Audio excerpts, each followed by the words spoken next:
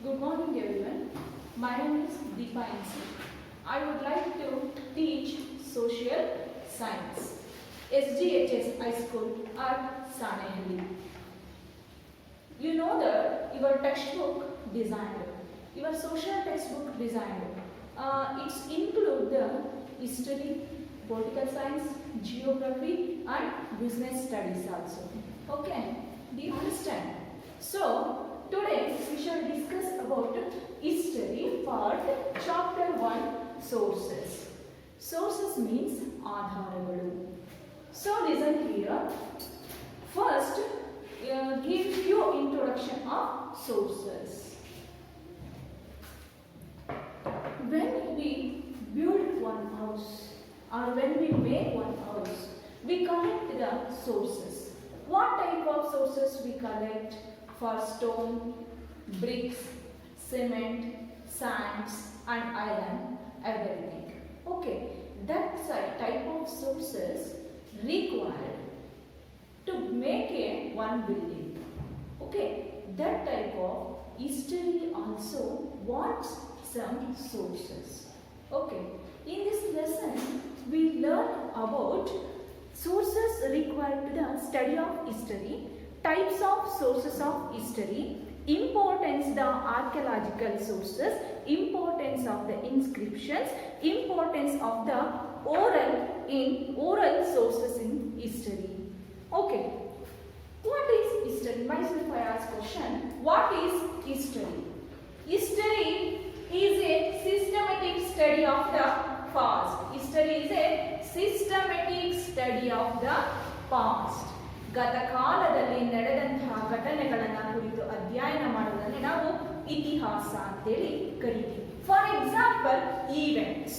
Events means ಘಟನೆಗಳು, battles, ಯುದ್ಧಗಳು, war, like that it is belongs to history. It's held on during the period of past. Afterwards, who is the father of history? Herodotus. Herodotus is the father of history. Okay. And after, how historians write the history? ಇತಿಹಾಸಕಾರ ಹೇಗೆ ಇತಿಹಾಸವನ್ನ ಬರೀತಾನೆ? So listen here. Historians collect the sources, subject them to critical examination, analysis and then write the history. Historian collect the sources. What type of sources? Before in ancient days used by human beings, that sources collected and collect the subject them to critical examination. Critical examinations means find out that how much years old that particular sources, ಅದು ಎಷ್ಟು ವರ್ಷ ಹಳೆಯದಾಗಿದೆ ಆ ವಸ್ತು ಎಂಬತಕ್ಕಂಥದ್ದನ್ನ ಪರೀಕ್ಷಿಸ್ತಾನೆ, analysis ಅನ್ನ ಮಾಡ್ತಾನೆ. ತದನಂತರದಲ್ಲಿ ವಿಮರ್ಶೆಯನ್ನ ಮಾಡಿದ ನಂತರದಲ್ಲಿ ಈ right the history. So historians collect the sources, subject them to critical examination, analysis and after them write the history. Okay, is it clear? How historian write the history?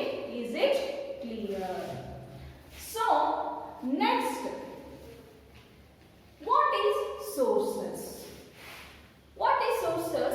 Without sources, we cannot write the history. Without sources, we cannot write the history. Yes or no? Yes. Historians collect the sources and after write the history.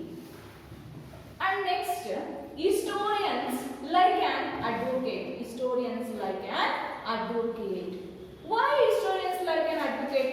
Advocate collect some evidence on the basis of follow the arguments. Like that, historians also collect some subject and collect some sources after they write the history.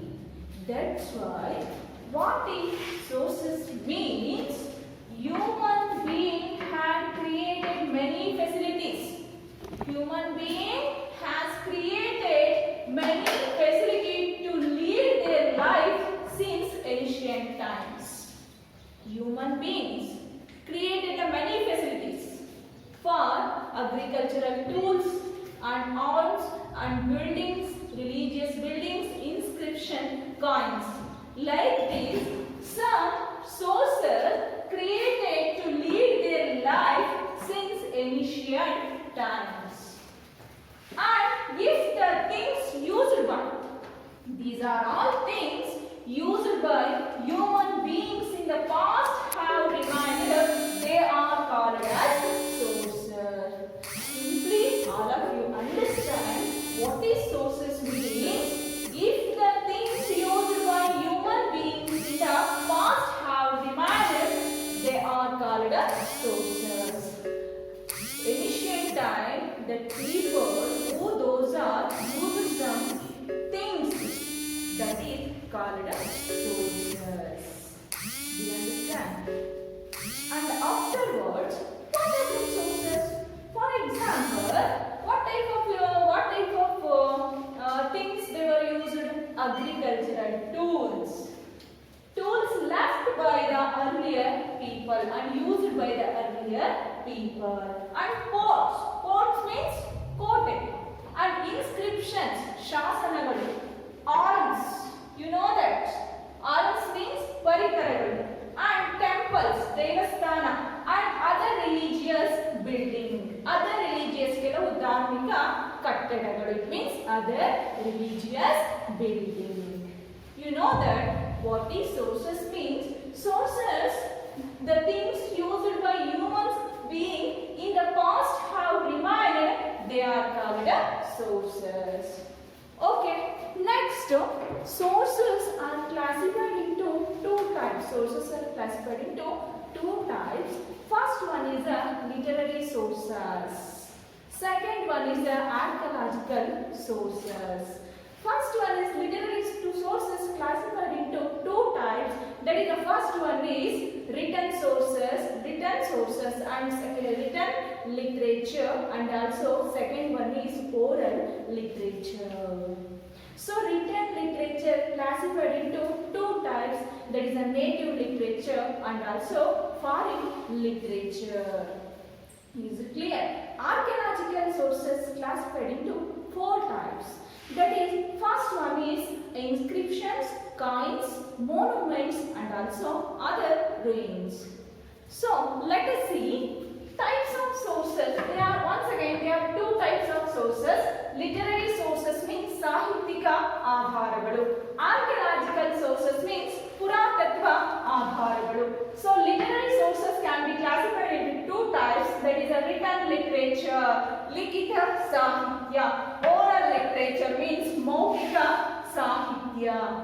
And after the written literature classified into two types. That is a native literature. Native literature means Swadeshi Sahitya. So foreign literature means Videshi Sahitya. Do you understand now? And next, archaeological sources. The other type, archaeological sources, ಪುರಾತತ್ವ ಆಧಾರಗಳು. Archaeological sources, first one is inscriptions. Inscriptions means ಶಾಸನಗಳು. And second one is coins, ಅಂದರೆ ನಾಣ್ಯಗಳು. And third one is monuments. Monuments means ಸ್ಮಾರಕಗಳು. And fourth one is other ruins, ಇತರೆ ಅವಶೇಷಗಳು. Now I explain about the first types of written literature. Written literature is the main source of literary sources. Yes, written literature means ಲಿಖಿತ ಸಾಹಿತ್ಯ. ಲಿಖಿತ ಸಾಹಿತ್ಯ ಇರೋದ್ರಿಂದನೇ ಆಧಾರಗಳನ್ನು ರಚನೆ ಮಾಡಲಿಕ್ಕೆ, ಒಂದು ಇತಿಹಾಸವನ್ನು ಬರೆಯಲಿಕ್ಕೆ ಸಾಧ್ಯ ಆಗಿದೆ. That's why written literature is the main source of literary sources. Written literature can brings the contemporary social life of times of the writer alive to us, and a literary works portrays the existing aspects of life of either directly and indirectly. Yes, it is written literature focused on the human life, focused on the social life, and directly and also indirectly. It shows the existence of directly and indirectly. Okay, so the written literature include the first type, that is native literature. Native literature means Swadeshi Sahitya. Native literature created by Indians in native languages as called native literature. So native literature is created by Indians in native language is called as the native literature. It means ಸ್ವದೇಶಿಗಳಿಂದ ರಚನೆಯಾಗಿರ್ತಕ್ಕಂತಹ ಸಾಹಿತ್ಯಗಳನ್ನು ನಾವು ಆಧಾರಗಳನ್ನು ನಾವು ಸಾಹಿತ್ಯಿಕ ಆಧಾರಗಳು ಅಥವಾ native literature ಅಂತ ಹೇಳಿ ಕರೀತೀವಿ. So listen here, literary works in Sanskrit language and Prakrit language, Kannada, Telugu, Tamil, Hindi, Marathi, Kashmir, Gujarati, Oriya and in many other native languages in the sources. In many other, not only Kannada. What I am saying, not only Kannada languages, the sources available, these are all the languages. And afterwards, so listen here, native literature gives the more literary works to us, to history. What are the native sources or native literary works? First one is, so Arthashastra written by Kautilya. So second one, Gada Saptasati written by Halas. Third one is Vishaka Dattas written by Mudra Rakshasas. And fourth one is Rajatarangini written by Kalhanas. And fifth one is Harsha Charita written by Banabhattas. And sixth one is Prithviraj Raso written by Chan Bardais. And afterwards seventh one Vikramarjuna Vijaya written by Pampas. And afterwards Sangam literature. These are all the literatures gives the more importance to write the history and gives the more knowledge to the history. So listen here, these are the literary works of native literature, and afterwards and many other such literature works can be named as a native literature also. And these work portrays them contemporary, social, religious, economic, cultural and political life of people. These are all the native literature portrays and shows the contemporary, social, religious and economical and cultural, political life of the people, life of the during the period of the past people. ಅಂದರೆ ಈ ಒಂದು ಸ್ವದೇಶಿ ಸಾಹಿತ್ಯ ಎಂಬತಕ್ಕಂಥದ್ದು ನಮಗೇನಾಗಿದೆ, ನಮಗೆ ಸಾಮಾಜಿಕ, ರಾಜಕೀಯ, ಆರ್ಥಿಕ ಅಂಶಗಳ ಮೇಲೂ ಕೂಡ ಪ್ರಭಾವವನ್ನು ಬೀರಿದೆ ಅಂತಲೇ ಹೇಳ್ಬೋದು. So next, let's come to the next point, foreign literature. Let's come to the next point, which is that foreign literature. So foreign literature, many foreigners who visited India as traveler, as ambassadors and businessmen, officials and missionaries have recorded their own observation and experience in their life. So, and also observation the experience and in their works. What are the observation, the experience in their works? So listen here, their works considered as foreign literature. That works considered as foreign literature. ವಿದೇಶಿಗಳಿಂದ ರಚನೆಯಾದಂತಹ ಸಾಹಿತ್ಯವನ್ನು ನಾವು ವಿದೇಶಿ ಸಾಹಿತ್ಯ ಅಂತೇಳಿ ಕರಿತೀವಿ. So who visited the India as A traveller, they write the literary works and after it shows an existence of the aspects of the observation and experience in their works. So first one is, what are the foreign literary works? So listen here, Indica written by Megasthenes. Second one is Gokoki written by Fayans, and third one is Siyuki written by Yohanan Sand, and fourth one is Farishtas, written by Farishtas, and Tujki-e Babari, written by Babars. And afterwards, sixth one, Geography. Geography, written by Ptolemies. So, ಸ್ವದೇಶಿ ಸಾಹಿತಿಗಳು ಯಾರ್ಯಾರು ಅಂತ ಹೇಳಿದ್ರೆ ಮೆಗಸ್ತಾನೀಸ್, ಫಾಹಿಯಾನ್ಸ್, ಯುಹೆನೆಟ್ಸಾನ್, ಫರಿಷ್ಟಾಸ್, ಬಾಬರ್ಸ್, ಟಾಲಮೀಸ್. These are all the main persons, shows literary persons. Okay. So, in these works also one can get the depictions of the contemporary social, political, economic and cultural administrative aspects. Okay, and afterwards similarly in the foreign literature, due to the lack of the local knowledge, due to the lack of the local knowledge, ಸ್ಥಳೀಯ ಜ್ಞಾನದ ಕೊರತೆಯನ್ನ ಆ ಒಂದು ವಿದೇಶಿ ಸಾಹಿತಿಗರಲ್ಲಿ ನಾವು ಕಾಣಬಹುದು. And afterwards, historians have the challenge of writing history is the keeping mind with all those limitations. Yes or no?